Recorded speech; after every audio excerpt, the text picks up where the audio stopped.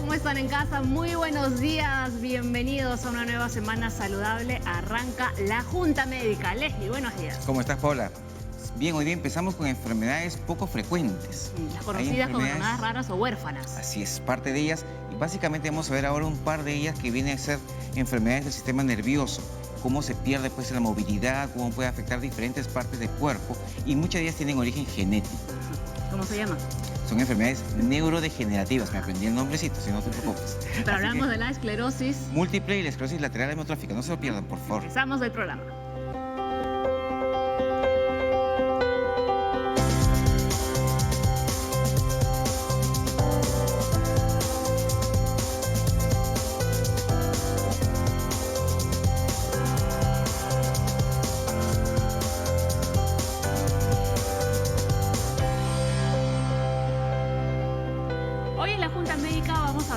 De dos enfermedades que están dentro de este grupo que se conoce como enfermedades huérfanas, enfermedades raras, ¿cierto? De repente si le decimos esclerosis múltiple o esclerosis lateral amiotrófica, a mucha gente dirá, pero ¿qué es eso, no? Pero yo de repente, no sé si en Switcher pueden buscar rápidamente la foto de esta mente brillante, ¿no? Bueno, del científico Stephen Hawking, ¿no? Entonces mucha gente más o menos como que puede saber de qué estamos hablando.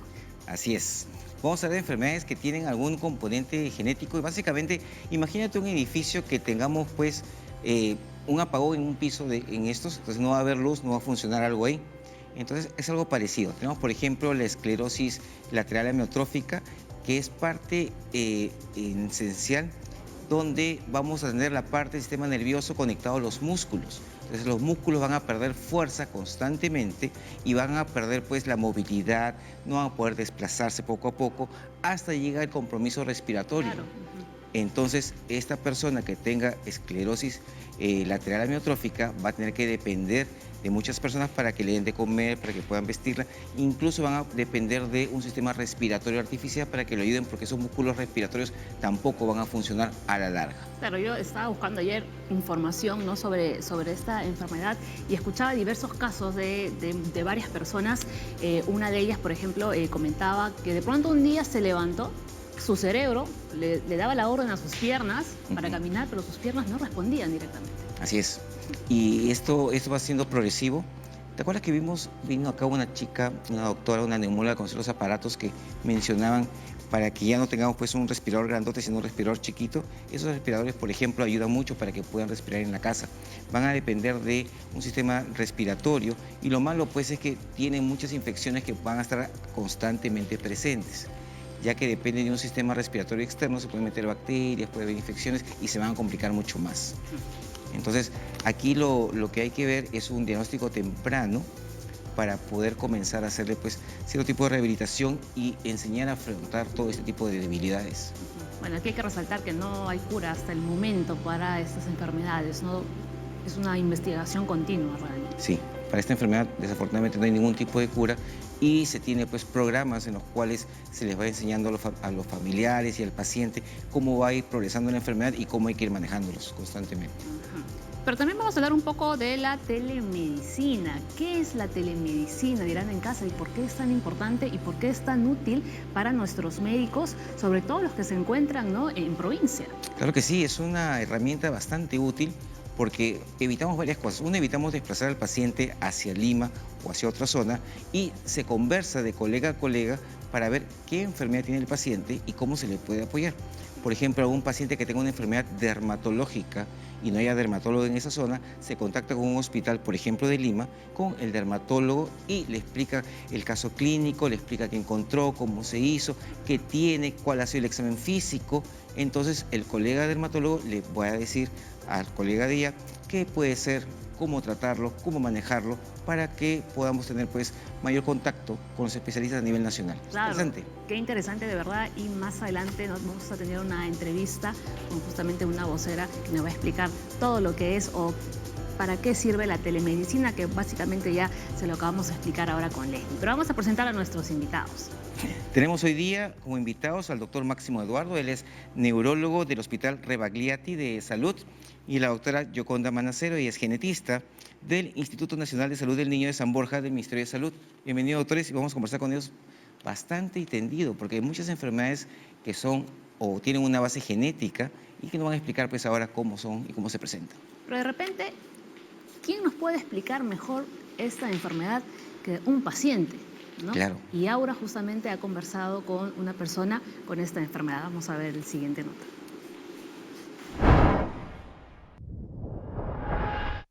Las enfermedades neurodegenerativas tales como el ELA y la esclerosis múltiple tienen muchas veces un proceso lento y silencioso antes de ser diagnosticado.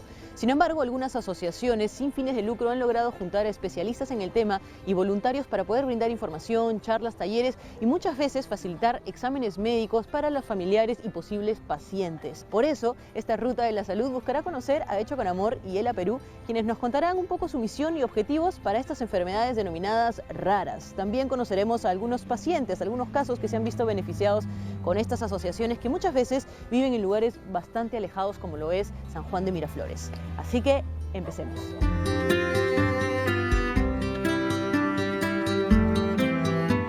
Él empezó a los 45 años con síntomas que no le daba importancia, como que empezó a quedarse el pie izquierdo. Él caminaba y su pie se quedaba ahí. Y le decía, ve al médico, por favor, quiero que te das cuenta qué es. Le digo, no es normal. Y le sacan una electromiografía y le dicen que era una lumbalgia. Me dieron un tratamiento, pero empezó a crecer la enfermedad. En vez de sentir mejoría, sentía que avanzaba más y cada vez se sentía más cansado. La fatiga era más continua, hasta que empezó a contagiar al otro lado.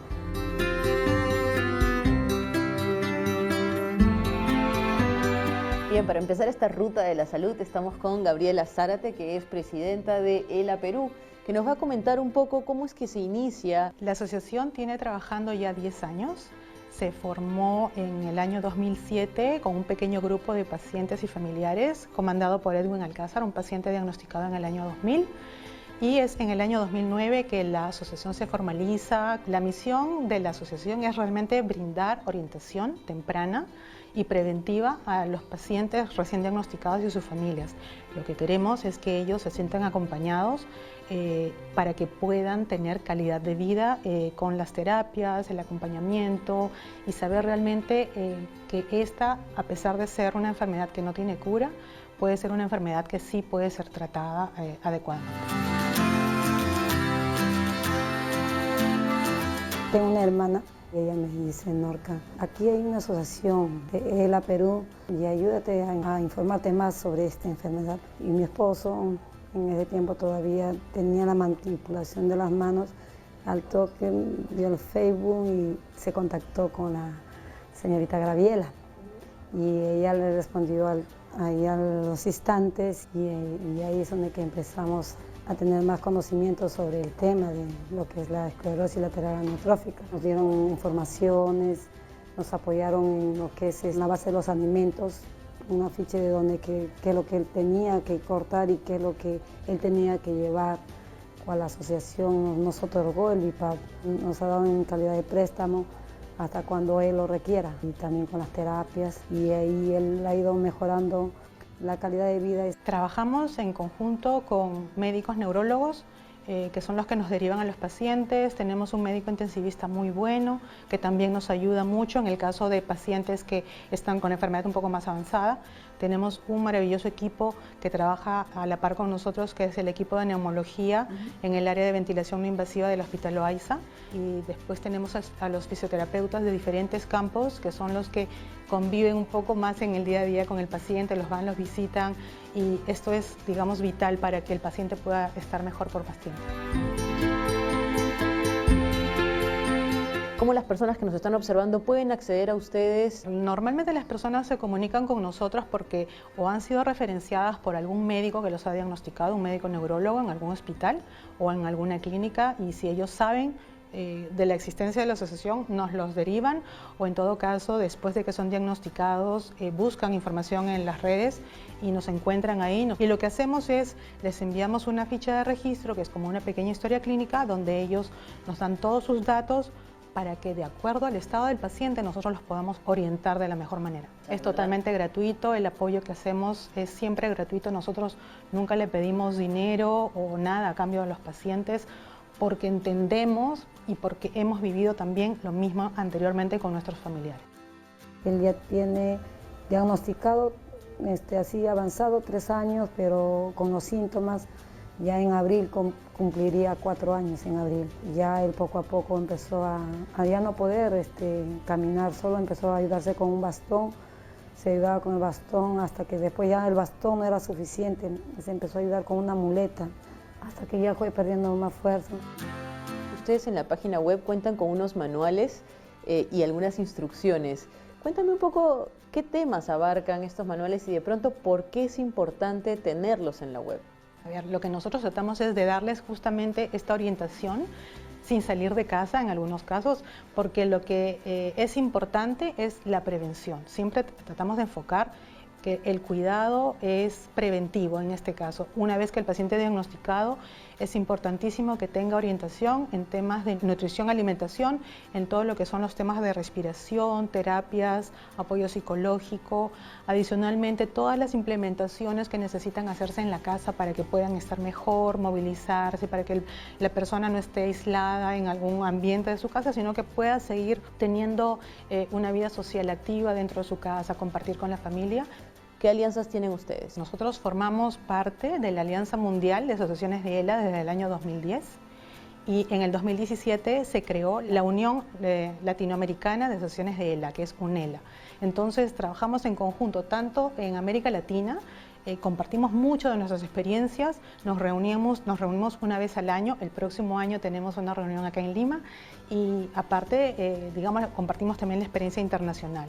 Adicionalmente a estas dos alianzas, tenemos una alianza con un hospital de Francia, que es el equipo de neumología de este hospital, que también nos da muchísimo apoyo y que justamente este equipo está llegando ahora en octubre a Lima para dar capacitación.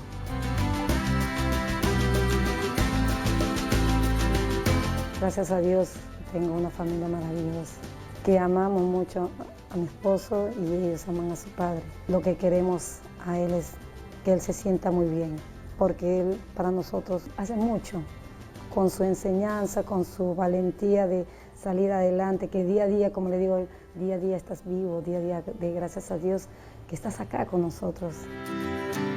Cualquier tipo de donación siempre va a ser bienvenida. Nosotros somos una entidad perceptora de donaciones. Si nos quieren hacer algún tipo de donación, después la pueden deducir de impuestos. Si es que alguien tiene, por ejemplo, equipos médicos, camas clínicas, sillas de ruedas, cualquier tipo de donación siempre va a ser bienvenida.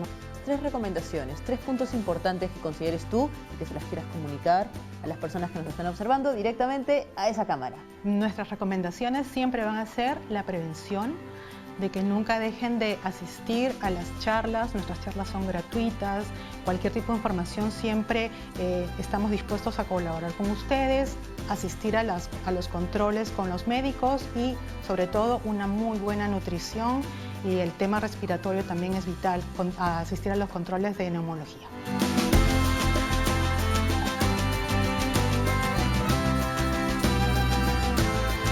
Ese dolor que se vino cuando nos enteramos era muy fuerte. No sabíamos cómo llevar, y la asociación nos ayudó bastante en esto.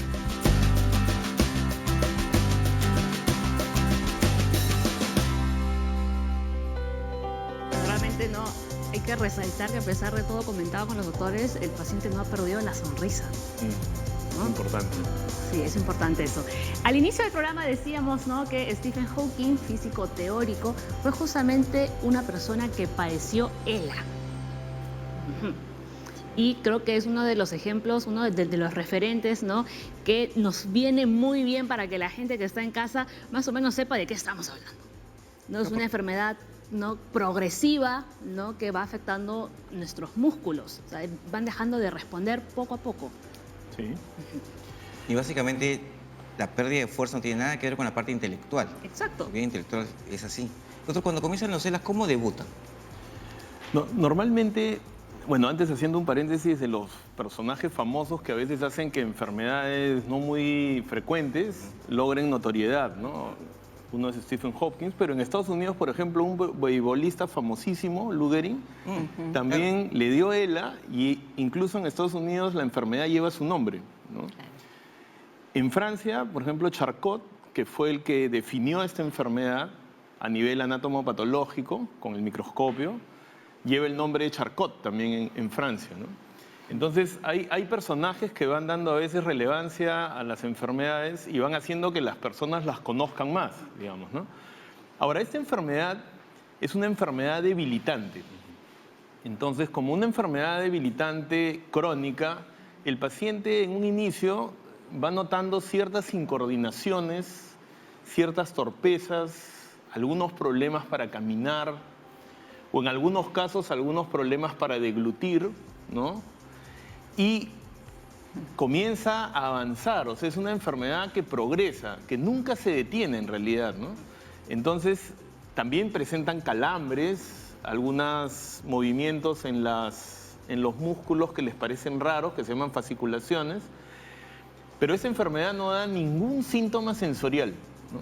O sea, no tiene ningún síntoma sensorial y respeta algunas cosas como tú has dicho muy bien, ¿no? Que, por ejemplo, la parte intelectual no se modifica en lo absoluto, porque básicamente altera la parte final de la vía motora, ¿no? Que vendría a ser las motoneuronas, ¿no?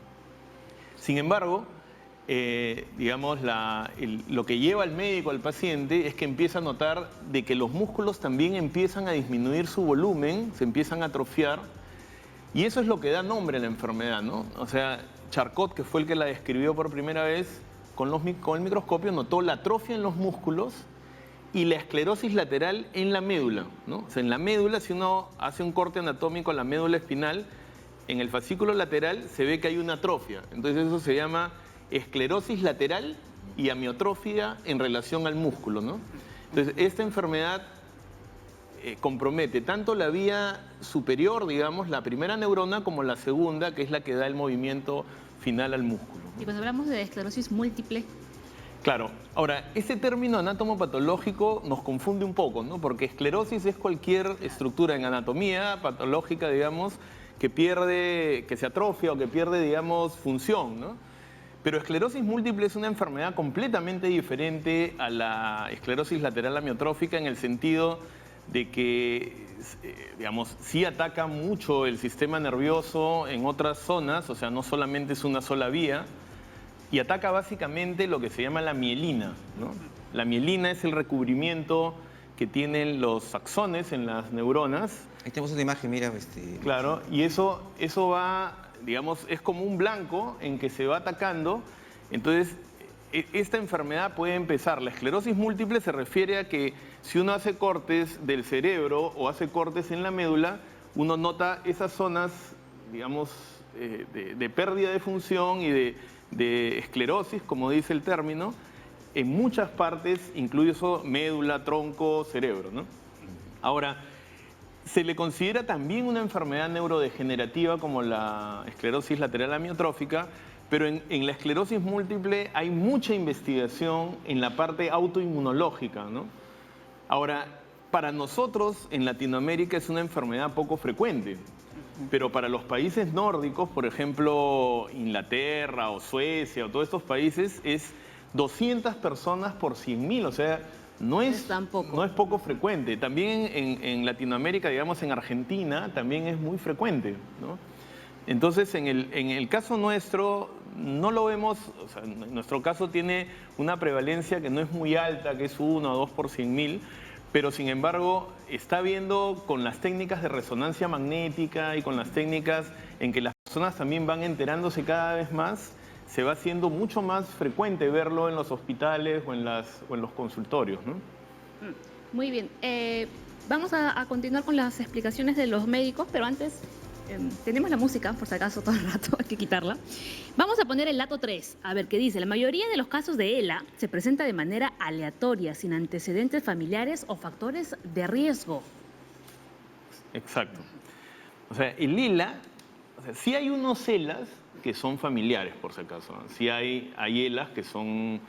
Hay familias que sufren de esta enfermedad. Y siempre en la historia clínica, si alguien ha sufrido de esta enfermedad, hay que colocarlo, ¿no? Eso es un dato importante. Pero existe un ELA, que es el esporádico, que es el que vemos normalmente, donde tú no puedes detectar con claridad un desencadenante, digamos, obvio, ¿no? Por supuesto, hay mucha investigación en eso, se está asociando algunos problemas, sobre todo en la parte intestinal o en la parte, digamos, de protección oxidativa que tienen y que podría dar ciertas predisposiciones, pero no hay claramente una causa, y en ese caso la persona que tiene ese tipo de ELA no se asocia mucho con que le dé ELA a sus familiares, digamos, ¿no? Ese tipo de ELA, ¿no? Que es el más frecuente, que más o menos es el 85% de pacientes, ¿no? ¿Yoconda? Claro. No, bueno, sí, la mayoría de las enfermedades raras o huérfanas, que así las conocemos, tienen una causa genética. En este caso, las dos que se han mencionado no se ha definido una causa, ¿no? Hay muchos factores que son los que ha mencionado el doctor Max. Ya después hablaremos un poquito más en general de las enfermedades raras o huérfanas. Sí, en caso de ELA es poquito la gente que tiene por componente genético, ¿no? 5 o 10%. Sí, es un porcentaje pequeño, pero sí, ahí en ese caso sí hay una agregación y hay una, digamos, una predisposición incluso dominante para el desarrollo de estas enfermedades, ¿no? Quizás, por ejemplo, una enfermedad que afecta a la motoneurona y que es, bueno, que antes era muy conocida, es la polio, ¿no? Claro. Entonces, quizás para el público uno puede hacerse una idea de lo que es la polio y cómo dejaba las extremidades, sobre todo porque la polio atacaba más el asta anterior. Entonces se ve claramente cómo queda un miembro que se comienza a atrofiar, pero en este caso queda como una secuela, ¿no? En el caso del ELA, eso empieza a verse progresar, ¿no? Entonces, pero el dato es eso, que empieza a disminuir incluso de peso y comienzan las extremidades a atrofiarse, pues, ¿no? Los músculos empiezan a perder su calidad, digamos, de fuerza, y finalmente eso es lo que lleva a los pacientes aunque su inicio es a veces bien insidioso, ¿no? O sea, va poquito a poquito, ¿no? Y a pesar de que lleven un tratamiento, o sea, no se paraliza, o sea, ¿la enfermedad va a continuar siempre? Claro, hasta ahorita, tanto en la esclerosis múltiple como en la esclerosis lateral amiotrófica, todavía no existe una cura. Quizás donde se ha adelantado más es en la esclerosis múltiple, ¿no? Donde, si bien no hay una cura tampoco, como se conoce mucho más el factor autoinmunológico, en eso se está trabajando mucho, pero en la esclerosis lateral amiotrófica hubo algunos intentos de dar algunas medicinas, el Riluzole, por ejemplo, pero han mostrado muy poca efectividad, ¿no?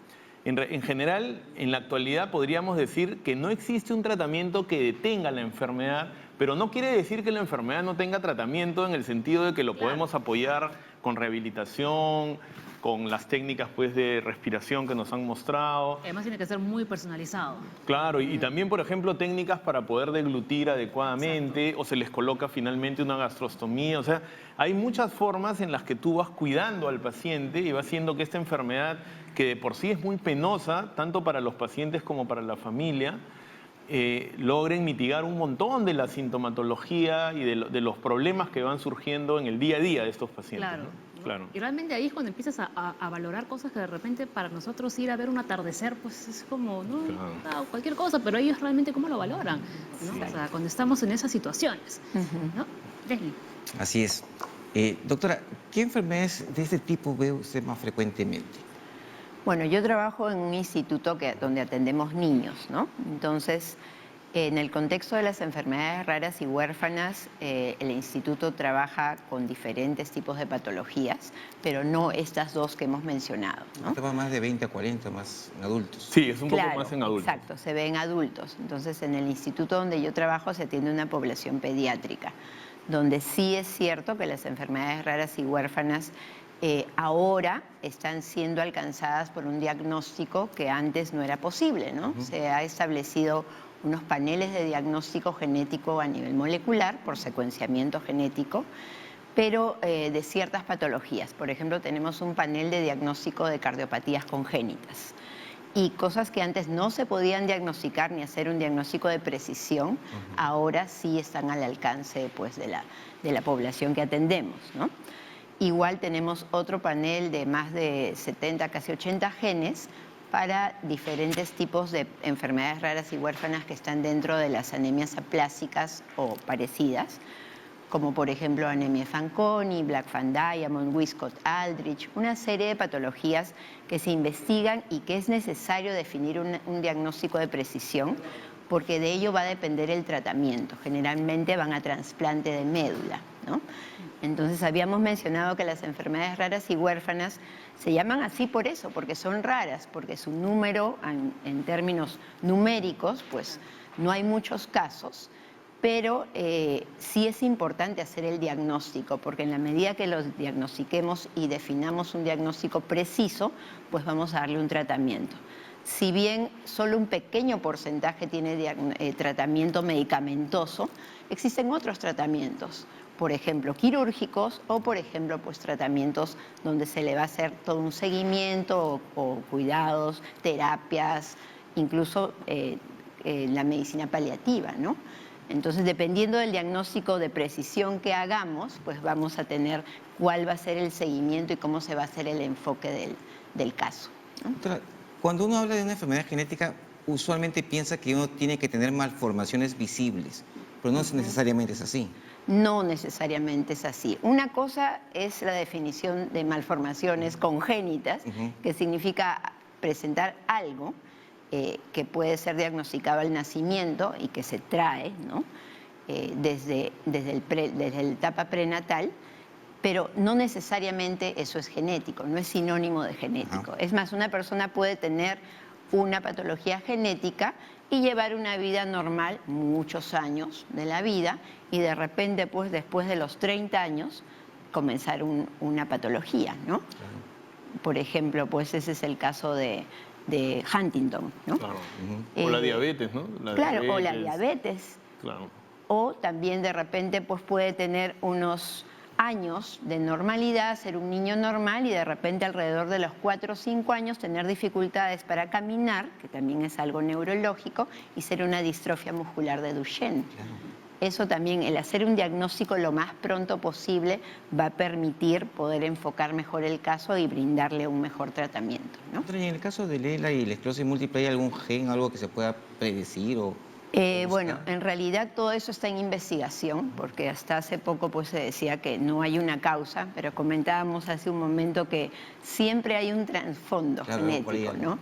Y ahora en la genética pues no se habla solamente de la genómica, que es lo que uno puede investigar a nivel de ADN, ¿no? Sino más allá, a nivel de las proteínas, que es la proteómica, a nivel intracelular de los mecanismos internos de la célula, eso es la metabolómica. Entonces a ese nivel estamos, ¿no? Y hacia ahí va la nueva tendencia que es la medicina de precisión. Excelente. Claro, lo que es importante en las dos enfermedades que estamos viendo neurológicas es que probablemente exista alguna predisposición genética, pero el ambiente juega un rol, digamos, ¿no? O sea, parece, por ejemplo, en el caso de la investigación más importante, por ejemplo, en esclerosis múltiple, parece que la vitamina D o el hecho de tener, digamos, poco sol, digamos, como en las zonas nórdicas, en que partes del año... Entonces, hay factores que probablemente hagan de que su parte genética se exprese de una manera, o alguna infección viral o bacteriana, claro. Entonces, efectivamente hay un componente, pero tiene que haber alguna... Y, por ejemplo, en el Lela, el asunto está en la parte de soportar la parte oxidativa, ¿no?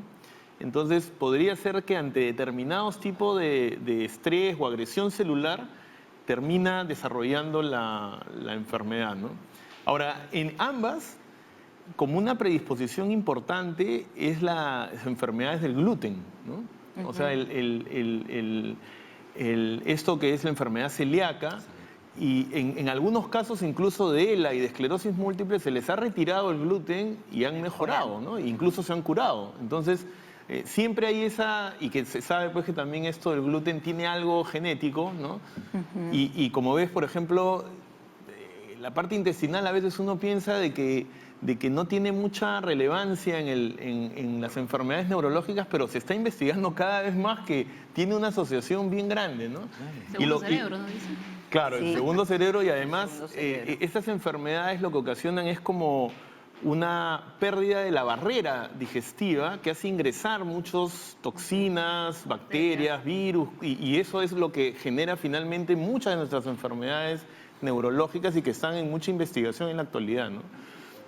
Entonces, detalles de ese tipo y la integración entre ambos aspectos, tanto el ambiental como el genético, es lo que da respuesta probablemente a estas enfermedades que realmente es muy difícil prevenirlas, ¿no? Claro. Porque son muchos factores, ¿no? Pero que quizás el avance, así como en cáncer o en enfermedades cardiovasculares, donde la medicina ha avanzado muchísimo, probablemente en un futuro cercano tengamos más respuestas para lograr una prevención y una ayuda más directa a estos pacientes. Claro, justo una de las cosas que ha pasado hoy día ha sido el Premio Nobel de Medicina, ¿no? Que están hablando sobre, han descubierto cómo las células sienten si hay oxígeno o no en el ambiente a la parte de la metaboloma y se convierte pues en una célula aeróbica o anaeróbica y aprovecha el oxígeno que tiene para trabajar. Por supuesto. A ese nivel vamos a llegar, va a ser excelente. Pero sin perder a las personas, ¿no? Obviamente. Porque a veces los mecanismos como que nos hipnotizan a los médicos, pero seguimos teniendo al paciente que está frente a nosotros y nos exige respuestas y nos exige, digamos, algo que podamos ayudarlo, ¿no? O comprenderlo en alguna medida, ¿no? Sí. Yo creo que eso es importante. Bueno, dice que ese descubrimiento además va a ayudar, ¿no?, para reforzar estrategias contra la anemia, el cáncer. Sí, va a estar excelente. Porque Sí. Bueno, niveles. estamos en vivo, ya lo saben, y bueno, estamos recibiendo consultas. Nos llamó por teléfono Alex desde Cajamarca, doctores, y les pregunta, si tuviera esclerosis, ¿qué consecuencias tendría en el futuro? Ya. Ahí no nos está especificando Claro, qué tipo de bien, esclerosis, exacto, porque te digo que estamos- estas dos nos comienzan a confundir. Pero mira, yo aprovecho esta pregunta para hacer una diferenciación importante entre las dos enfermedades, ¿no? La esclerosis lateral amiotrófica, al comprometer nuestra parte, digamos, muscular y nuestra parte de fuerza, genera un problema grave en las personas finalmente, que es que no pueden hacer el fuelle para poder respirar, ¿no? Entonces, quizás si tuviera esclerosis lateral amiotrófica, el camino es un poco más corto para que presente complicaciones graves, ¿no? Que incluso podrían ocasionarle la muerte, ¿no? En cambio, la esclerosis múltiple es una enfermedad que prácticamente acompaña a las personas por muchísimos años, ¿no? A veces puede ser 20, 30, y no se considera directamente, excepto algunas variantes que son un poquito más agresivas, no se considera que es una enfermedad que te lleve directamente a complicaciones graves de muerte, ¿no? Lo que sí, las dos discapacitan a las personas, y en este caso lo que tendría que ver, si es que tuviera, por ejemplo, algún tipo de las esclerosis, en que probablemente va a perder capacidades para trabajar o para hacer sus actividades de la vida diaria, o va a tener una discapacidad que muy probablemente va a avanzar a lo largo de los años, ¿no? Y a eso nos tendríamos que preparar, ¿no? Así es, muy bien. 10:32 de la mañana, tenemos que hacer obligatoriamente una pausa en el programa, pero ya regresamos con más.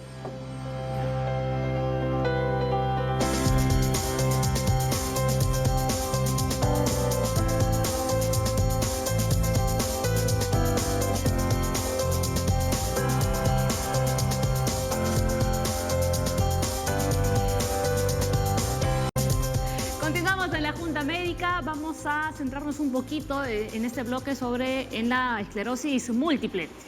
En la esclerosis múltiple, el sistema inmunológico ataca la capa alrededor de los nervios, deteriorando la comunicación entre esos y el cerebro, ¿no? Y antes nos habían puesto una imagen que le sirvió muy bien al doctor, ¿no?, para explicar qué es lo que sucedía, que esto se va dañando, ¿no?, y que va generando la enfermedad. ¿Podemos volver nuevamente a poner la imagen, por favor? Ahí está, doctor, ahí lo tenemos. Sí.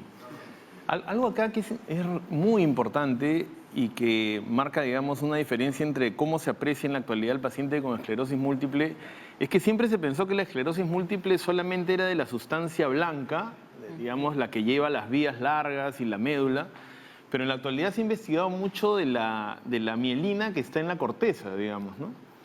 Entonces, la esclerosis múltiple, si bien sus manifestaciones más importantes son en la marcha, en la debilidad, incluso en los problemas visuales como las neuritis ópticas, ¿no?, que vendrían a parecer como si fueran las vías nomás, también tienen muchos síntomas neuropsicológicos los pacientes, e incluso con el avance de la enfermedad van teniendo problemas en la atención, problemas cognitivos, problemas emocionales, que es porque también la enfermedad ataca no directamente a las neuronas de la corteza, pero sí a la mielina, que finalmente, al alterar esa mielina, también altera los axones y también destruye neuronas, digamos, ¿no? Entonces, es una enfermedad que, si bien se le ha caracterizado siempre como una enfermedad desmielinizante, o sea, de la mielina, el modo en que produce la degeneración o la parte, digamos, progresiva de la enfermedad es porque también daña los axones y daña las neuronas, finalmente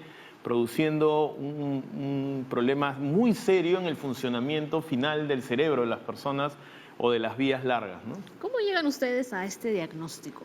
Ya. Una persona generalmente joven, ¿no?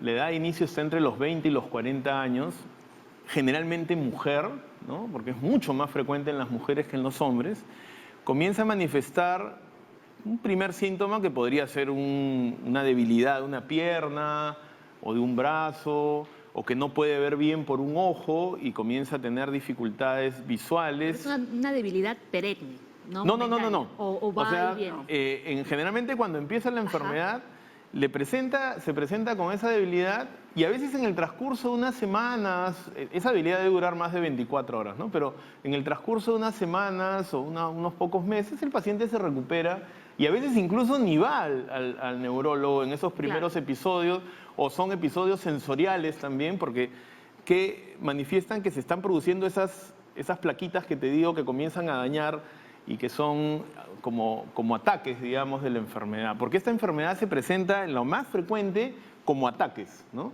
Como recurrentes, ¿no? Y que mejoran, ¿no? En el curso de la enfermedad va mejorando, a veces mejora tanto que el paciente no le hace tanto caso. O sea, que son engañosas. Son engañosas, pero a veces cuando compromete la visión o como compromete a veces un vértigo o da un dolor muy fuerte como tipo neurálgico, el paciente va al médico. Entonces, lo que ha diferenciado mucho la facilidad en diagnosticar a la enfermedad es debido a que ahora existe la resonancia magnética. Entonces, esa prueba, bueno, que no está al alcance de todos los peruanos porque es un poco costosa, sin embargo, en las instituciones o en los centros neurológicos se tiene acceso a esas pruebas, y esta prueba es la que te ayuda mucho a definir esas lesiones y sobre todo las lesiones que captan gadolinium, que es una sustancia que permite ver dónde se está dañando la barrera hematoencefálica, que es justo donde ingresan estos elementos autoinmunes para destruir un poco el sistema nervioso, ¿no? Entonces yo pienso de que eso ha hecho de que el diagnóstico se acelere bastante.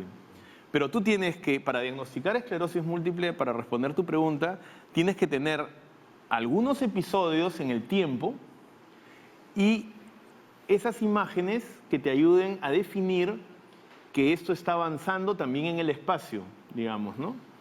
Y tú incluso podrías tener una lesión y no te dio ningún síntoma. Pero yo, si periódicamente le tomo resonancias al paciente, podría detectar que esa enfermedad sigue avanzando a pesar de que no le da tanta sintomatología, ¿no? Entonces, ahora los neurólogos en la actualidad tenemos muchos más elementos, herramientas, pero si bien tenemos esas herramientas, ninguna todavía nos define 100% qué es la enfermedad, ¿no? Pero al menos ya nos acercamos al diagnóstico, pero mucho, que antes era una observación clínica que duraba a veces años, ¿no? En cambio ahora lo podemos hacer con más rapidez. Y luego vamos a hablar, ¿no?, del tratamiento en sí. Pero antes, Leslie. Sí, no, quería mencionar que una diferencia es que en la esclerosis lateral amiotrófica como que todos los músculos dejan de funcionar y aquí es como que en parches, ¿no? Claro. Puede ser arriba, quizás abajo. en la esclerosis lateral amiotrófica también empieza a veces por un lado, puede empezar, pero el avance siempre es progresivo, no viene por episodios, ¿no?, como en esta otra, y lo otro es de que solo se altera un sistema en la esclerosis lateral amiotrófica, que es la motoneurona, ¿no?, superior e inferior, pero solo es el sistema motor. En cambio, en la esclerosis lateral, en la esclerosis múltiple vemos que puede ser la visión, puede ser sensorial, puede ser un vértigo, o sea, puede ser muchos síntomas diferenciados, ¿no? O sea, ese también te ayuda mucho en la cuestión de diferenciar las dos enfermedades, ¿no? ¿Y en los niños, doctora, también hay así enfermedades genéticas de ese tipo? Hay muchas enfermedades, sí. De hecho, en el aspecto de la neurología, en el hospital tenemos todo un área de las que se encarga de las enfermedades neuromusculares, ¿no? Por ahora todavía no se ha implementado el hacer el diagnóstico por un panel de enfermedades neuromusculares en la institución, pero se está en vías de implementar, ¿no? Pero se trabaja generalmente con asociaciones de pacientes o se hacen convenios con otros institutos. Hemos trabajado el año pasado con un centro de enfermedades neuromusculares en París, ¿no? Y a través de esos convenios pues se logra hacer diagnóstico de precisión. Porque ese es el punto, que en las enfermedades raras y huérfanas se llaman así porque justamente están en la orfandad, ¿no? Están en la orfandad de todo, de tener accesibilidad al diagnóstico, de tener accesibilidad a los tratamientos. Pero se está trabajando mucho a nivel del MINSA, ya que existe una ley para las enfermedades raras y huérfanas y ahora hay un reglamento de ley. Se está trabajando en rehacer el listado de enfermedades raras y huérfanas porque muchas habían quedado fuera. Estamos hablando de como 7.000 enfermedades. Y entonces en ese listado se está trabajando ahorita a través de comisiones intersectoriales y además se está trabajando en que se va a lanzar un aplicativo para tener un registro nacional de todos los pacientes que tengan enfermedades raras y huérfanas a nivel nacional. Doctora, ¿y qué tanto, por ejemplo, esas enfermedades se ven más en familias que, digamos, que son un poquito más como que se entrecruzan entre ellos, básicamente entre los familiares, ¿no? Bueno, O sea, hemos tenido se ve casos. mucho más frecuente este tipo de patologías ya yendo al plano genético. Desde el punto de vista genético, bueno, si bien no todas, pero la mayoría de las enfermedades raras y huérfanas son de causa genética. Podría mencionar un ejemplo, ya que estamos hablando a nivel neurológico, ¿no? En la etapa pediátrica, la más frecuente, teóricamente, es la distrofia muscular de Duchenne. Pero bueno, es que es difícil hacer el diagnóstico, ahora sí lo tenemos implementado en el hospital y también en el Instituto de Ciencias Neurológicas. Pero el punto es que una vez diagnosticado un caso, por ser ligado al X, entonces es la madre la portadora. Eso es lo más probable, no necesariamente, porque a veces son mutaciones nuevas. Pero hemos tenido casos, teníamos una familia donde los 3 hijos varones estaban afectados, ¿no? Entonces, hacia eso también tenemos que trabajar. No solamente es llegar al diagnóstico de precisión, sino que luego esto se complementa con un asesoramiento genético que involucra al paciente y a toda su familia y explicarle cuál es el riesgo de que esto se repita en un siguiente hijo, ¿no? Entonces, en eso consiste el asesoramiento genético y eso va a depender de la localización de esa mutación, si es que está en un cromosoma sexual o si está en otro de los cromosomas, que es un autosoma, y si el tipo de mutación puede ser dominante o recesiva. Claro. Justamente comentar, doctora, porque hay muchos clanes, muchas etnias que solamente tienen parejas entre ellos mismos. Se casan o se Exactamente. Sí, eso, claro, esos propician más que aparezcan esas enfermedades. Más casos. Sí. Por eso antes en la antigüedad decían, si te casabas con tu hermana o salía un niño con muchas, podrían salir niños con algún tipo de malformaciones o algo así, es porque la genética de uno es imposible que en teoría tengas pues una relación con tu hermana, tengas un hijo. Entonces, ahora sí hay etnias que... Claro, esa es la explicación porque hay consanguinidad, ¿no? Claro. Y al haber consanguinidad, y eso ocurre en muchas poblaciones de nuestro país, cuando son centros poblados muy pequeños, donde definitivamente, claro, hay pocas familias y se van a repetir casos de la misma enfermedad, ¿no? Y eso lo vemos con regular frecuencia. Hay un lugar, por ejemplo, en Colombia, que ha sido investigado por el doctor Lopera, que es una comunidad completa que tienen el Alzheimer y que es en ese lugar es donde tienen ese gen y entre ellos se lo tienen, pero incluso han hecho investigaciones en esa comunidad porque es muy frecuente el Alzheimer, por ejemplo, y es justamente una comunidad que anduvo un poco apartada, ¿no? Endogámica. Sí, exacto. No, y en nuestro país, de hecho, hay toda una investigación que está a cargo de neurogenética, de ciencias neurológicas, donde se ha definido que hay todo un nicho de enfermedad de Huntington y está en Cañete. Ah, sí, claro. Pues, En esa zona. en esa zona también. Exacto, sí. Los judíos ashkenazí también, ¿no?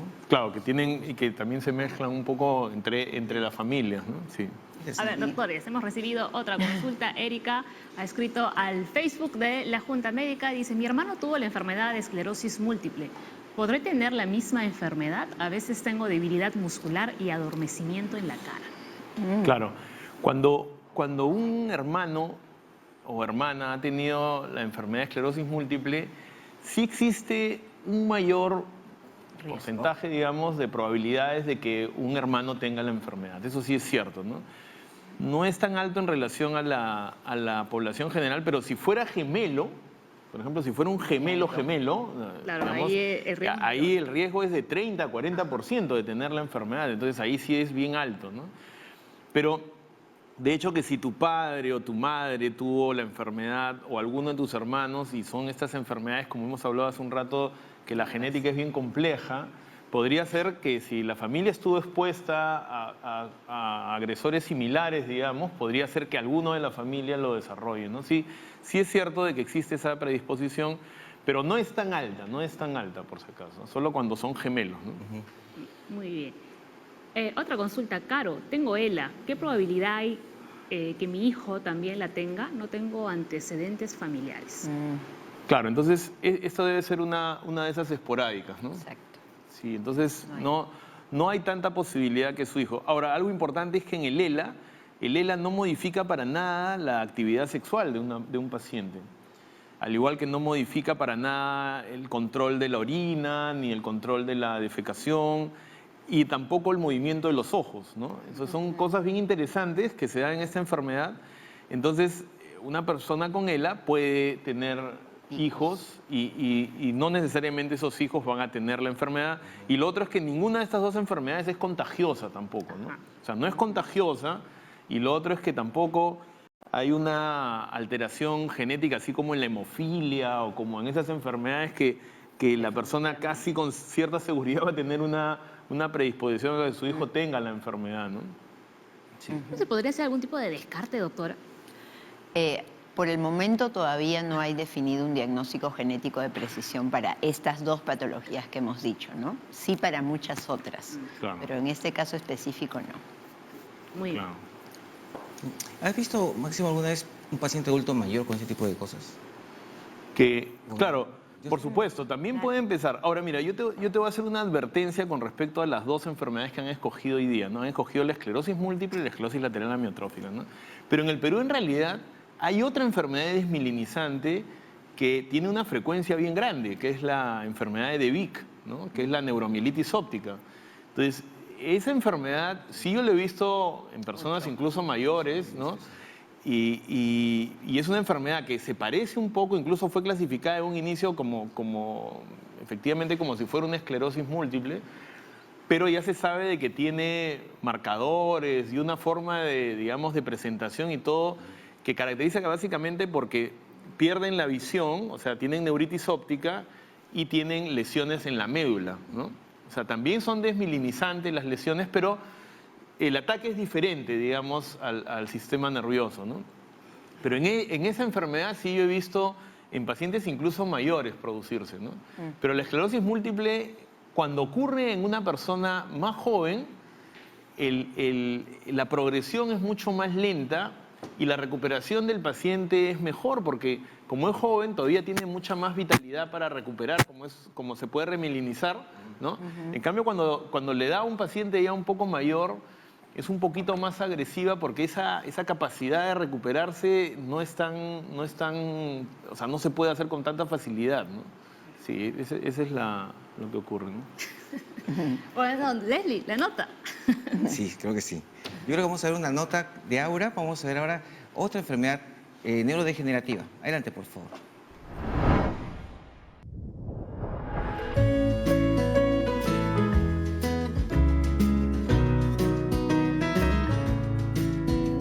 Bueno, yo fui diagnosticada hace 6 años de esclerosis múltiple. En realidad fue el mismo día que cumplí 18 años. Y uno de mis doctores fue el que me dijo de que existía una asociación.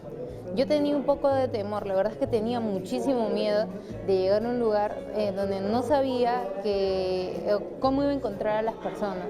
Bueno, llegué hecho con amor y fue muy lindo, o sea, me trataron muy bien, me dieron la esperanza de que no iba a terminar mal como yo pensaba o internet me lo planteaba.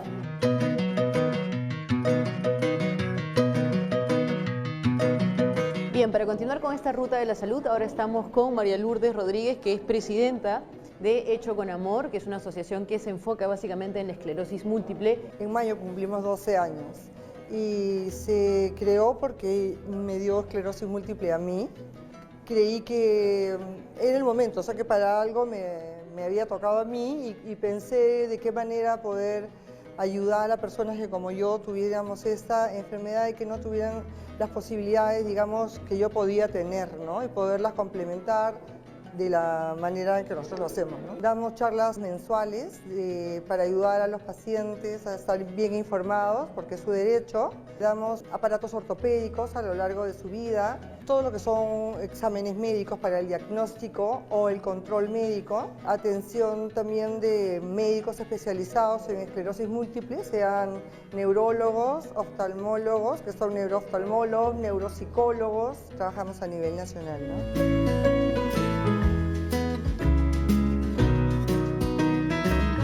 En un inicio fue horrible porque me sumergí en una depresión terrible, muy aparte de que mi papá falleció el año pasado. Sin embargo, los mismos miembros de la asociación me ayudaron a salir de ella, me impulsaron a ir al psicólogo, a que reciba en principio mis medicamentos porque yo no quería.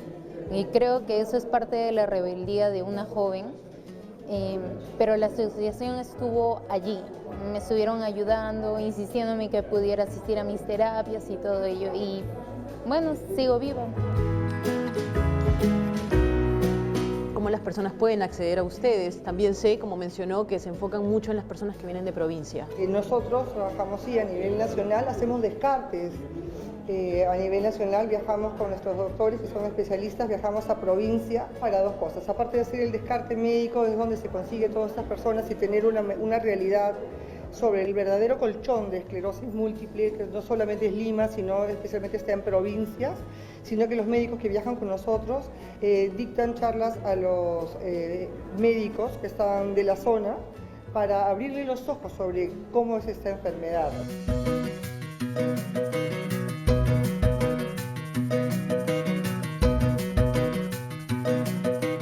Todo es gratis, nosotros hacemos miles de eventos para que no tengan ningún problema en recibir lo que nosotros podemos entregarles según las necesidades y lo que nosotros podamos tener. El teléfono de la asociación es 4x4-514, 4x4-514. El correo electrónico es bien facilito, es hechoconamor@hechoconamor.pe. Cuando vamos a provincia atendemos a más de 500 personas cada vez que hacemos descarte. Lo que a Dios gracias no significa que todos tienen la enfermedad. Siempre venimos con 2 o 3 de compañías, pero y en la asociación somos más o menos 300 y pico personas.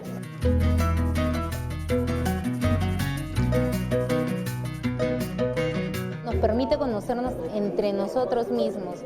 Podemos ver a personas que tienen lo mismo que nosotros y pueden decir que sí nos entienden. Entonces, yo creo que se debería seguir difundiendo la asociación. Y ahora para saber, para estar enterados, qué eventos se vienen, qué actividades se están realizando, de qué manera también las personas que de pronto nos están observando podemos colaborar con ustedes. En nuestra página web hay un link que dice donar. Si le dieras clic sería bestial.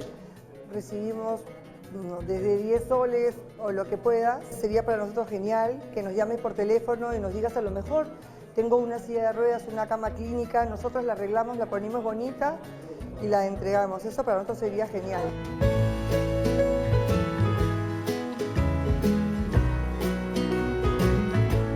Si tienes esta enfermedad, consulte siempre con tu médico, sigas todo lo que te dice y tu medicina no la vayas a dejar fuera del refrigerador. Es importantísimo seguir la línea de frío. Si tienes la enfermedad, te estamos esperando en Hecho con Amor. Si tienen esclerosis múltiple, no se rindan.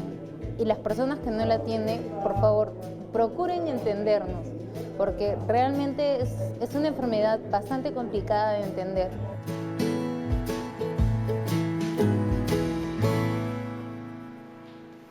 Muy bien, escuchábamos ahí, ¿no?, a la señora Rodríguez, decía, es importante, ¿no?, que tomen siempre sus medicamentos, pero también es importante la labor que hacen ellos, ¿no?, porque esas asociaciones son valiosísimas realmente, no solo para los pacientes en sí, sino para los familiares. Sí, lo que pasa es que un paciente, cualquier paciente con estas enfermedades, tiene que pasar primero por un proceso de aceptación, ¿no? O sea, la tengo. Y después lo otro que a veces no tomamos en cuenta es que el paciente se expone con su enfermedad, ¿no? Entonces, cuando los vemos ahí en estos lugares, el paciente se está exponiendo, pero después se comienza a dar cuenta que la ruta que él sigue ya la siguen otros y que el aporte de los demás le ayuda a comprender mejor lo que tiene, a saber qué posibilidades tiene. Motivan mucho a veces que hablen entre ellos o invitan a profesionales para que les expliquen cosas y entre varios es mucho más sencillo asimilar y salir adelante, digamos, ¿no? Porque recordemos que muchos pacientes pues empiezan a perder la movilidad, dejan de ser independientes, dejan de trabajar, dejan su círculo social. Entonces, qué importantes son estas asociaciones, lo vuelvo a repetir, ¿no? Porque de verdad que justamente encontrar estos grupos de apoyo es básico, es fundamental cuando uno atraviesa por este tipo de enfermedades. No, y lo otro es que estas enfermedades producen casi, podríamos decir, una catástrofe económica en el paciente, sobre todo si es de todo lo psicológico. Claro, si es el cabeza de familia o si es una mujer trabajadora que tiene... Y lo otro que tienen que enfrentar son los costos de los tratamientos, ¿no? Que a veces también las instituciones los cubren o no los cubren y entre ellos tienen que estar a veces viendo cómo podrían hacer para lograr tratamientos mucho más efectivos, ¿no? Entonces yo sí creo que son fundamentales las asociaciones, ¿no?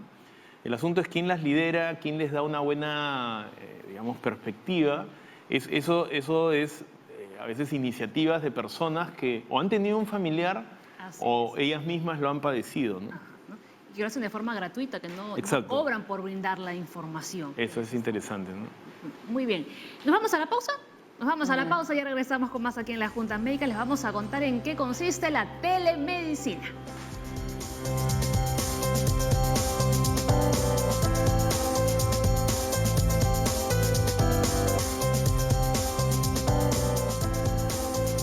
Estamos de regreso en la Junta Médica y le damos la bienvenida a la doctora Lili Cao, directora ejecutiva de Telemedicina.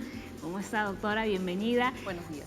Al inicio ya con Leslie estábamos un poquito adelantando lo que era la telemedicina. La verdad que qué interesante, ¿no? Sobre todo, decíamos, para los médicos que de repente están en zonas alejadas o en provincia, que no cuentan de repente con especialistas, ¿no?, en concreto y pueden comunicarse con especialistas aquí en Lima. Así es. Nosotros aquí en el Ministerio de Salud, desde la Dirección de Telemedicina, trabajamos arduamente con los diferentes establecimientos de salud. Primero, tener en cuenta que la telemedicina es aplicar la herramienta que es la tecnología de información y comunicación, que son la TIC, que conoce muchas de las personas, y a través de esa comunicación nosotros enlazamos entre dos profesionales de salud que muchas veces se necesita. Se necesita porque encontramos establecimientos de salud de primer nivel que son establecimientos de menor complejidad hacia un establecimiento de mayor complejidad. Y qué mejor la que usted mencionó, que la telemedicina acerca el especialista a la población, porque hay una gran necesidad de la población por un tema de especialidad, no solamente para el médico general. Cuando ocurren situaciones en que el médico general necesita un apoyo de un especialista, ya no necesita referir al paciente. Y en esa que se evita la referencia, se hace la conexión entre una especialidad en un establecimiento de mayor complejidad, sea del segundo o tercer nivel. En esa situación, nosotros hablamos de un teleconsultante, que es el médico general, es aquel que solicita la consulta, y el otro lado, que es el teleconsultor, que es el médico que responde ante esta consulta. Y en ella nosotros trabajamos mucho en diferentes especialidades. Hoy en día tenemos una gran necesidad en temas de pediatría, un tema de ginecobstetricia, también de cardiología, endocrinología. Todas estas especialidades forman parte de un equipo en el cual la población, sobre todo en las zonas alejadas, tiene una necesidad en cuanto a morbimortalidad. Nosotros hemos visto que en las zonas alejadas las patologías que aumentan es generalmente las necesidades pediátricas y el tema de ginecobstetricia, sobre todo tenemos muchos casos de embarazos en adolescentes. También aplicamos mucho la telemedicina en las situaciones de referencia. Hay un aumento de referencias de primer nivel justamente porque solicitan una especialidad. En cuanto a ese sistema, nosotros con la telemedicina evitamos que esta gran población, que estamos hablando más o menos más del 60% de pacientes que deberían ser referidos por falta de especialista, se atenúa y se trabaja con telemedicina. Y eso es un aporte, al final termina en un ahorro no solamente para el Estado, sino para el bolsillo de la población, ¿no? Porque el paciente porque evita que se traslade hasta aquí. Sí, importante porque nosotros vemos eso diariamente en los hospitales. En el hospital nos llega la consulta, viene nuestra clínica en la cual están viendo qué pasó, qué le han hecho, qué tiene el paciente ahora, y luego uno se comunica cara a cara, por decirlo así, con los colegas. Y es interesante porque te ahorras un montón de cosas. ¿Cuál es de todas las especialidades, cuál es la que más están pidiendo actualmente? Porque de verdad, discúlpeme, todas, piden todas, por suerte. En realidad todas. Nosotros estamos fortaleciendo los establecimientos de primer nivel, sobre todo en las zonas alejadas. En las zonas alejadas donde el acceso a los especialistas es complejo porque la misma geografía del establecimiento de salud y de las comunidades no permite que el paciente en tiempo real llegue a una referencia al segundo o el tercer nivel. Entonces priorizamos las morbilidades y mortalidades de esa población. Y justamente yo le decía, las patologías y las especialidades que más frecuentes necesitan es de pediatría y de ginecobstetricia, porque hay poblaciones que todavía estamos con problemas de desnutrición, con un tema de anemia, también hay embarazo con complicaciones. Entonces, para evitar todo eso, trabajamos no solamente en los controles, sino haciendo campañas. No solamente esperar que la población llegue al establecimiento de salud por una sintomatología, y solicitar un especialista, sino hacer una campaña de control y promoción. Sabemos que el primer nivel prioritariamente deberían trabajar en tema de promoción y prevención. Y en ese sentido, ante una campaña hemos visto que las enfermedades infecciosas abundan en esas localidades más alejadas de la zona urbana. Por lo tanto, estas son las patologías y estas son las especialidades que necesitan más, ¿no? El médico internista, el infectólogo, el pediatra, el ginecobstetra, ¿no? Entonces, también hemos visto que en las regiones los hospitales de tercer y segundo nivel están llanos para hacer el tema de telemedicina. Hay accesibilidad a los especialistas en trabajar en esta herramienta adicional en su día a día del trabajo del médico. No solamente examino al paciente directamente, sino que a través de la telemedicina, la expresión que hace el médico general que presenta el caso de su paciente, también lo resuelve. También hemos visto casos de oftalmología, también solicitan casos de oftalmología por el tema de infección, ¿no? No solamente infección de tipo gástrico, respiratorio, sino también oftálmico. ¿La telemedicina ya se encuentra a nivel nacional o está implementándose todavía en algunos lugares de nuestro Nosotros país? podemos decir, gracias a Dios, del Ministerio de Salud, que las 25 regiones del Perú ya cuentan con el servicio de telemedicina. Sin embargo, tenemos que en las regiones cantidad de establecimientos de salud que el tema de conectividad no llega. Entonces, un equipamiento básico para que funcione el tema de telemedicina entre un establecimiento y otro establecimiento es la conectividad, es la red. Más que el equipamiento básico, porque el equipamiento básico es una laptop, una computadora, unos parlantes, los audios y la cámara. Entonces, con eso uno ya puede utilizar la telemedicina y hacer las conexiones para atender al paciente. Sin embargo, la geografía y la conectividad en zonas muy remotas, muy alejadas, no llegan. Entonces, ese es el problema que tenemos aún todavía para que se conecten todos los establecimientos de salud. Sin embargo, las 25 regiones ya están conectados y hoy en día, de 8.000 establecimientos de salud a nivel nacional, tenemos 1.300 establecimientos conectados en la red nacional de telesalud, toda la red. Pero todavía falta. Estamos trabajando. A ver, nuestros doctores en la Junta Médica, ¿ustedes ya han probado la telemedicina? ¿Ya la han utilizado con sus colegas? Bueno, sí, en el Instituto Nacional de Salud del Niño de San Borja tenemos implementado lo que es telesalud. Muchas veces los hospitales de los diferentes departamentos, provincias del Perú, se contactan a través de este sistema para coordinar, por ejemplo, la referencia de un paciente que nace en otra región del país y que necesita ser derivado, por ejemplo, a esta institución, ¿no?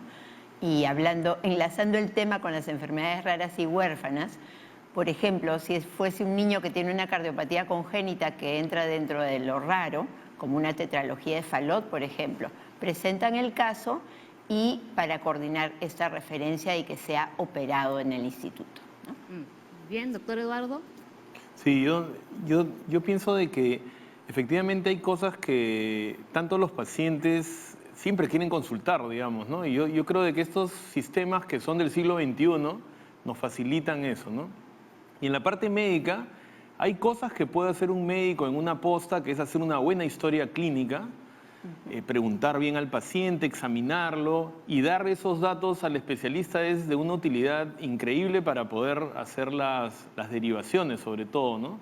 O las consultas, ¿no? Sí me parece un sistema muy importante y que puede desarrollar a nuestro país bastante y evitar muchos movimientos de pacientes innecesarios, ¿no? Claro. Eso me parece importante. Ahora, doctora, ¿estas consultas se hacen en vivo o no? Sí. En esas consultas se hacen a través de la telemedicina en teleconferencias, a través de la pantalla. Es en vivo. Es en vivo. El paciente está con el médico y al mismo tiempo el médico se contacta con el especialista. Así es. Hay dos situaciones. Una le llaman asíncrona y una síncrona. La síncrona es con el paciente en vivo, directamente con la consulta al médico especialista. Y por otro lado, hay posibilidad de que el médico tratante, cuando hace el examen físico al paciente, en ese momento le dice al paciente, usted retorne en una segunda cita, porque en ese momento no tiene la conexión directa con el médico. De ser así, ya el médico general ya tiene el examen físico y clínico. Por lo tanto, la telemedicina lo puede hacer en un segundo momento porque no es una situación de emergencia. Lo que sí nosotros estamos trabajando fuertemente es las referencias, aquellas que el médico general cree que es una referencia y se hace la referencia porque hoy en día vemos que más del 50% de las atenciones, no en todas, se hacen referencias. Y producto de ello sí necesitamos que se haga una teleconsulta previamente, porque conversaba fuera del set con la doctora, que es genetista, y decía, cuando viene un paciente con cardiopatía congénita, muchas veces la teleconsulta se hace a través de un cardiólogo en pediatría, que es el especialista. Y no hacemos una teleconsulta también con el especialista que es en genética. Claro. Y me decía la doctora, es posible que a través de esta especialidad en genética decía que no necesita una referencia para un tema de cirugía, sino para un tema de observación, porque probablemente tiene un síndrome que por más que yo le haga una cirugía, este paciente no va a evolucionar bien. Y ha habido casos así, por lo tanto nosotros en telemedicina aplicamos telejunta médica. No solamente una especialidad, sino diferentes especialidades. Exacto. Lo que sí tengo que agradecer a la doctora del Instituto Nacional del Niño, que sí nos apoya mucho en hacer el tema de telemedicina por las grandes necesidades que hay en la población. Básicamente por eso, ¿no? Y otros institutos que trabajamos con nosotros, por ejemplo, el Hospital del Vía El Salvador, ¿no? El EVES, que trabajan con nosotros en tema de telemamografía. No solamente hacemos telemedicina para teleconsultas, sino telemedicina en tema de telediagnóstico. Hay teleecografía, telemamografía, y el EVES y el Hospital Vía El Salvador trabajan mucho en resolver aquellos establecimientos que cuentan con un técnico y que el técnico solamente hace la toma de la mamografía, el examen, y ese examen viaja al hospital para que un radiólogo pueda hacer la lectura del informe y en tiempo real puede remitir ese informe al primer nivel y tener la respuesta. Y no viaja el paciente, ¿no? Claro. Doctora Manacero, ¿quería comentar algo? Sí, solamente que este es un trabajo multidisciplinario, ¿no? No ganaríamos nada que una sola persona opine, sino que en la mayoría de los casos, cuando se solicita presentar un determinado caso clínico, tiene que tener una buena historia clínica, muchas veces tiene imágenes o no, vemos al paciente e intervienen todas las especialidades que tienen relación con el caso, ¿no? Y de acuerdo a eso, pues se toman las decisiones. O muchas veces se les brinda el soporte y los médicos en provincias, sin necesidad de tener que transportar al paciente a Lima, pues pueden continuar. Y otras veces se les da las herramientas para que lleguen a una institución de mayor complejidad donde se le dé la solución definitiva, como puede ser una cirugía o de repente pues un trasplante de médula ósea, ¿no? Muy bien, doctora Cao, muchísimas gracias por haber estado en el programa, ¿no? Y explicarnos un poco más acerca de la telemedicina y su importancia, sobre todo, ¿no? En el día a día. En el día a día y sobre todo en nuestro país, que estamos acostumbrados a centralizar todo en Lima. Así es. Dos puntos adicionales al tema de beneficio de la telemedicina. No solamente acorta la distancia y la brecha del especialista al paciente en la atención, sí se reducen los costos definitivamente en un tema de referencia, pero por otro lado también hay una ayuda, hay una ventaja en el establecimiento de salud porque se reduce la demanda, ¿no? Porque muchas veces hay una alta demanda, no solamente por las atenciones de los pacientes que llegan al establecimiento de salud, sino aquellos que son referidos. Y una tercera también, que es de relevancia, importancia, es a los profesionales de salud, porque los profesionales de salud se retroalimentan de los casos que se presentan tanto el primer nivel, segundo nivel, y entre ellos hay una articulación de conocimientos, ¿no? De competencias, y eso va a mejorar para el tema de calidad y oportunidad de atención de la población. Es una especie de capacitación. Autocapacitación. Autocapacitación. Y al final quien se beneficia es el paciente, porque recibe toda la atención que debe recibir por los especialistas y que en esta unión los colegas pueden terminar el tratamiento allá y si se requiere una referencia, acá lo vamos a tener y con ya con una buena evaluación directo o dirigido a su tratamiento. Así es. Nada, invitarlos a todos los establecimientos de salud y a los médicos que se integren a esta red nacional de telesalud y que esto va a beneficiar no solamente del ámbito de la población, sino parte de los establecimientos de salud y el propio profesional. Ahí estamos todos. Y finalmente el Estado, que sí, ahí estamos todos. Muy bien, agradecemos a la doctora Lili Cao, directora ejecutiva de Telemedicina, por haber estado aquí en la Junta Médica. Doctora, muchísimas gracias. Pausa en el programa, pero antes, la pregunta, antes de irnos al corte. Lisbeth dice, la esclerosis múltiple se debe a la disminución del ácido butírico. ¿Butírico? ¿Tú qué dices, Leslie? No sé, vamos a verlo después de una pausa. Después de la pausa lo averiguamos y regresamos con más aquí en la Junta Médica.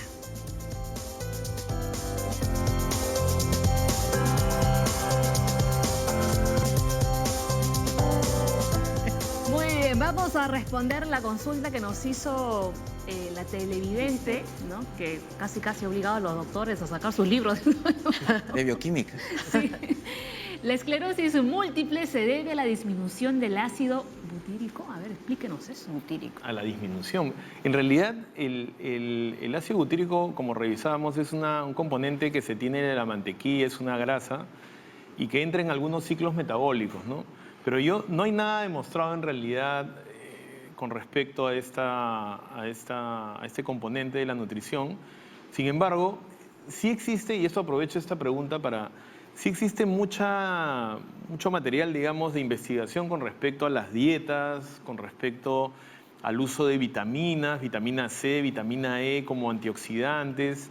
O sea, hay mucha información de eso, pero en la actualidad ninguna de esas, excepto lo que les dije del problema del gluten, no se ha visto una influencia tan importante. Lo de la vitamina D, por ejemplo, que es lo que también está bastante en investigación, se sabe de que algo tiene que ver la vitamina D en el proceso de la esclerosis múltiple, pero cuando a los pacientes se les da vitamina D, no es que tampoco se consiga una mejoría tan grande del problema, digamos, ¿no? Entonces, es importante nutrirnos de forma saludable y todo lo que sabemos, pero todavía no hay una demostración clara de que un componente único sea el que produce la enfermedad, ¿no? De alguna manera, o su disminución en la dieta, ¿no? Okay. Eso, muy bien, a ver. No, las preguntas, vamos a responder así bien puntuales. Marlene dice, mi hermana de 53 años tiene esclerosis lateral amiotrófica, pero se ahoga muy seguido. ¿Cómo puedo ayudarla? Cuando ya la paciente se está ahogando, significa que tiene probablemente un problema ya en la deglución, porque siempre producimos saliva, entonces si hay problemas deglutorios se podría estar yendo hacia la vía respiratoria y eso ya indica que necesita una atención especializada en prevenir que no vaya a haber una aspiración o que durante la noche vaya a haber algún problema, sobre todo porque uno está un poco más echado, podría haber un problema de mayor aspiración. Entonces ahí lo que se recomienda es que la cabecera la tenga un poquito más alta. Y lo otro es que si ya es por un problema respiratorio, es urgente que acuda a una emergencia o algún lugar donde puedan ayudarla, ¿no? Porque esta enfermedad sí puede producir problemas en el fuelle y podría incluso comprometer la vida, ¿no? Habría que ponerle quizás una sonda nasogástrica o una... O una sonda o una gastrostomía. gastrostomía, si es que... Pero como es la saliva, entonces, aunque tú les pongas eso, a veces la saliva sigue haciendo aspiraciones, entonces ahí se les pone una traqueostomía más bien, ¿no? Y se le aísla un poco la vía respiratoria y ya previenes de que no vaya a haber una aspiración. Y si es que necesita ya algún componente de ayuda respiratoria, ya tienes la vía para poder hacer eso también, ¿no? Sí. Es que vaya a consulta rápido con su médico tratante. Exacto. La siguiente consulta es de Margarita. Mi esposo tiene esclerosis múltiple desde 1999, pero en 2015 le dijeron que tenía mielitis transversa cervical. ¿Qué tratamiento debe llevar? Claro, lo que pasa es que en la esclerosis múltiple, por si acaso, hay un síndrome que se llama el síndrome aislado, ¿no? Entonces, a veces un paciente puede tener, por ejemplo, una neuritis óptica o puede tener una mielitis y que sabemos de que se ha comprometido efectivamente la parte de sustancia blanca, pero a veces en el transcurso no desarrolla la esclerosis múltiple, solamente se queda con el síndrome aislado o único, ¿no? Algunos pacientes sí tienen eso y es su primer síntoma de una esclerosis múltiple posterior, ¿no? Pero no necesariamente con una mielitis podemos decir que el paciente tiene el diagnóstico de esclerosis múltiple y a veces es el único episodio y de ahí ya no se desarrolla más y podría ser que no tenga más bien el diagnóstico de esclerosis múltiple. Ahí habría que evaluarlo con pruebas o haciéndole resonancias, ¿no? María Elena dice, mi hija tiene la enfermedad por deficiencia de CDKL5, la cual está dentro de las enfermedades raras y aún no hay otro caso en Perú. ¿Qué puedo hacer? ¿A dónde debo acudir? Doctora. Bueno, no dice la edad de su hija. Sí, clave. Espero que si está en edad pediátrica, pues podría acudir al Instituto Nacional de Salud del Niño San Borja, porque me imagino que ese diagnóstico se lo han hecho por citometría de flujo. Entonces hay que definir bien cuál es el diagnóstico de fondo, cuál es definitivamente qué es lo que tiene y si es que es susceptible de recibir algún tratamiento, ¿no? Si es que está por debajo de los 18 años, ese sería el lugar donde debe de ir. ¿Y un adulto en Lima dónde podría acudir? Para este tipo de patología, los adultos, a ver, citometría de flujo lo hacen en el INEN, pero creo que solamente en relación a enfermedades neoplásicas, ¿no? No sé si el hospital a nivel de MINSA, el OAISA probablemente, ¿no? No estoy segura, pero si está en edad pediátrica, será bien recibida en nuestro instituto. Sí. Seguimos con los niños. Miley dice, si hablamos... Ay, no, me cambiaron la pregunta. Si hablamos de afección. A ver, Miley dice, si hablamos de afección de mielina, ¿cuáles son las diferencias entre una esclerosis múltiple y Guillain-Barré? Claro, ahí es importante que hay que diferenciar la mielina periférica de la mielina central, ¿no? Incluso la célula que se encarga de hacer la mielina periférica es la célula de Schwann, la célula que se encarga de realizar todo el componente de la mielina central es el oligodendrocito, ¿no? Pero tienen características diferenciadas. Ahora, que hay un error de repente, por ejemplo, en la neuritis óptica, ¿no? Uno dice, pero si tiene un nervio, porque todos sabemos en medicina que el nervio óptico es el segundo nervio, pero en realidad el nervio óptico tiene la mielina central también, o sea, no tiene la mielina periférica, ¿no? Por eso es que la neuritis óptica es muy frecuente en los pacientes con esclerosis múltiple. Pero son enfermedades que se diferencian. El Guillain-Barré, siendo un ataque agudo a la mielina periférica, solamente es un ataque, ¿no? La esclerosis múltiple son muchos ataques a la mielina central, sería, ¿no? Entonces, si bien es afectada en las dos enfermedades la mielina, la diferencia es que es diferente la mielina central de la periférica y por eso los componentes de ataque son diferenciados y las enfermedades no se mezclan, digamos, ¿no? Ok, aclaradísimo. Jimena dice, mi hermano tiene ELA desde hace 3 años. ¿Existe algún tratamiento para combatirlo? Sí, como hablábamos hace un rato... No, desde hace 3 años. Todavía no existe un tratamiento para detener la enfermedad, ¿no? Pero lo que sí se puede hacer es mejorar sus condiciones del paciente que está con el problema clínico, ¿no? Entonces, si ya tiene 3 años, ya debe estar un poquito avanzado, ¿no? El ELA a veces avanza muy rápido. A veces también el ELA puede avanzar un poco más lento, ¿no? Pero ya en 3 años ya debería tener algunos problemas para caminar muy importantes o problemas de deglución. Entonces ahí se le debería apoyar en ese sentido, ¿no? Y darle consejos para cómo alimentarse, cómo la parte respiratoria, sobre todo en las noches, cuestiones de rehabilitación, sobre todo para ayudarlo en los movimientos, a veces en los calambres y estas cosas. Para todo eso hay medicación, ¿no? Entonces, no todos debutan igual, ¿no, doctor? Hay quienes, por ejemplo, tienen debilidad en las piernas. He visto casos de otras personas que se les fue la voz, pero continúan caminando. Claro, el que empieza por la parte, digamos, o sea, el sistema, digamos, de las motoneuronas son 3 sistemas en realidad, ¿no? Un sistema que va hacia los ojos, el otro va hacia los núcleos del tronco cerebral y el otro va hacia la médula, que es el que se distribuye finalmente en las extremidades, ¿no?